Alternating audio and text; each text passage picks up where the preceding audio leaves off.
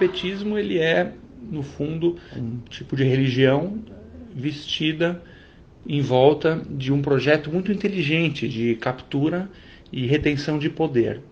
Quando os petistas ganharam a eleição lá em 2002, conquistaram o executivo no Brasil, eles fizeram a seguinte pergunta: como a gente garante a nossa permanência aqui, no poder nos próximos 50 anos? É isso que é o foco central. Não é implantar uma ideologia, uma utopia, nada disso. É simplesmente o poder cru e nu a longo prazo. E para isso foi desenhado um projeto muito inteligente, muito completo, admiravelmente inteligente até, que envolve alguns pilares para garantir esse poder. O primeiro pilar, obviamente, é você mapear todos os grupinhos de interesse no Brasil, os grupinhos de influência, e dar um jeito de cooptar esses grupinhos, trazer eles para perto e colocar eles debaixo das asas do governo central. São esses grupinhos a classe dos artistas, a classe dos intelectuais nas universidades, principalmente os movimentos sociais, movimento negro, movimento gay, ao cooptar esses grupos para sua ideologia, os altos funcionários públicos de algumas categorias, os sindicalistas, o Congresso, alguns empresários amigos do poder, mapear todos que têm influência, que podem ou ajudar ou sustentar um governo, ou mesmo os que podem atrapalhar. E como que você atrai esse pessoal? Você basicamente precisa dar uma tetinha. Esse pessoal funciona na base de tetinha. Por exemplo, no caso dos artistas, tem uma tetinha muito importante chamada Lei Rouanet, que não foi nem inventada pelos petistas, se justiça seja feita, ela vem de antes. Já na época do PSDB já tinha essa tetinha para os artistas. Lei Rouanet é uma lei que permite você desviar dinheiro da saúde, da educação, da polícia, desses serviços básicos, para financiar show de artista sertanejo, filme da Xuxa, exposição de homem de bunda de fora. Então é basicamente a tetinha dos artistas, é a Lei Rouanet, que eles defendem com unhas e dentes. Os sindicalistas nunca ganharam tanto dinheiro quanto nos governos petistas, nunca teve tanta proliferação, tanta criação de sindicatos. A missão de um sindicato é lutar por benefícios para os trabalhadores, certo? Mas em vários lugares do país não é isso que vem acontecendo, não. Esses sindicatos são controlados por dirigentes corruptos. E no fim o dinheiro sai do bolso do trabalhador e vai direto para o bolso deles.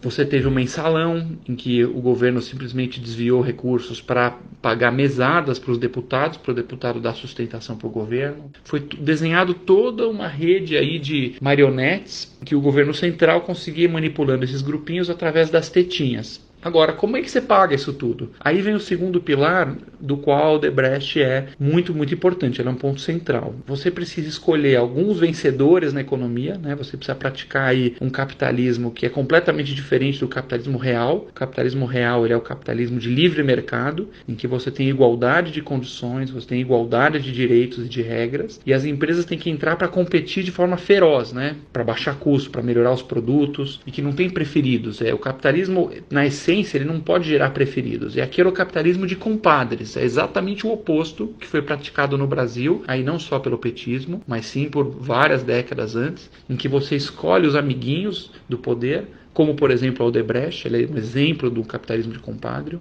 O ex-presidente da Odebrecht, Marcelo Odebrecht, afirmou hoje em depoimento ao juiz Sérgio Moro que a empresa mantinha um funcionário responsável pelo pagamento de propinas desde 1990. E aí para esses amiguinhos você dá dinheiro quase de graça do BNDES, você dá contratos públicos para eles atenderem as estatais, que foi o caso do Petrolão.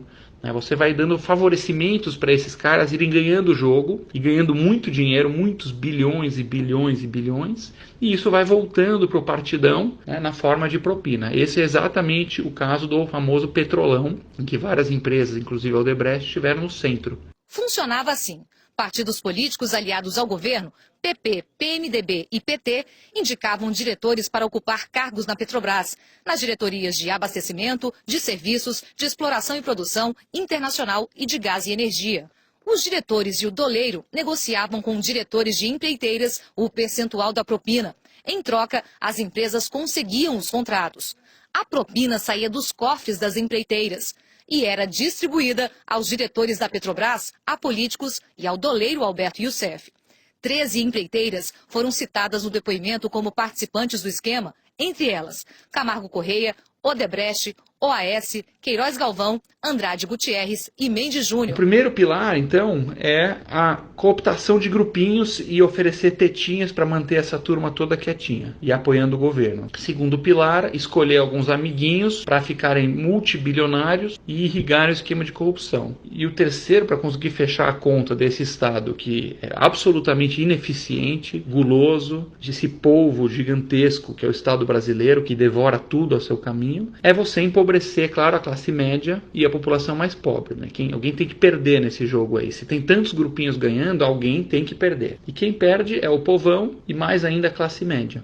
Essa é a equação aí que fecha dessa forma. Um Estado cada vez mais inchado, em que você vai dando os cargos, dando as verbas, ele vai engordando, vai deixando toda a companheirada feliz, vai deixando o funcionalismo feliz, vai deixando os empresários amigos felizes, e o povão continua na miséria e na ignorância. Aí você tem um exemplo, por exemplo, Bolsa Família, um programa muito bem desenhado, aliás, um programa bacana, porém há de se levar em conta que o Bolsa Família, ele entrega cerca de 30 bilhões de reais ano para o povão. Só que esse mesmo povão que recebe os 30 bilhões ano do Bolsa Família, paga de imposto escondido nos produtos 150 bilhões, é 1 para 5. Ou seja, aquela família humilde que recebeu R$1 de Bolsa Família, que está feliz, grata, apoiando o petismo, essa mesma família não sabe que ela está pagando R$5 em imposto escondido no remédio da vovó, em imposto escondido no sabonete, na lata de milho. É um esquema muito bem desenhado, em que você tem a ilusão de estar ajudando o povo, mas ao mesmo tempo cobrando uma carga muito maior. E por fim, o perdedor é a classe média.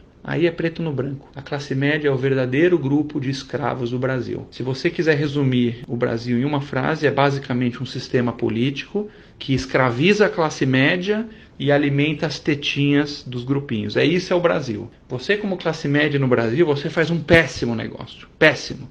Você trabalha muito mais que no mundo desenvolvido. Você sofre muito mais com violência.